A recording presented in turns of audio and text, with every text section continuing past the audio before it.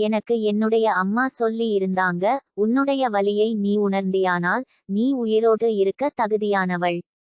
ஆனால் பிறருடைய வலியை உணர்ந்தியானால் அப்பொழுதுதான் நீ வாழவே தகுதியானவள் என்றார். நான் சொல்லுவேன், மற்றவர்களுடைய வலி எனக்கு நிறையவே புரியுதும்மா. ஆனால் அதை போக்குறதுக்கு வழிதான் என்னன்னு தெரியமாட்டேங்குதும்மா என்றேனு.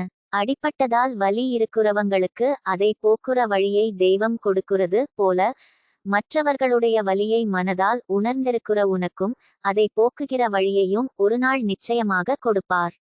அந்த வாய்ப்பை நீ ஒருநாள் உருவாக்குவாய், அல்லது அதை உருவாக்கியவர்கள் மூலம் உனக்கு அது கிடைக்கும்.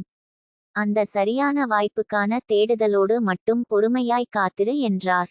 அப்படி காத்திருந்த எனக்கு கிடைத்த சரியான வாய்ப்பை பற்றி உங்களுக்கும் தெரியப்படுத்துவதே அந்த வாய்ப்பை நான் சரியாக பயன்படுத்தியதாக இருக்கும்.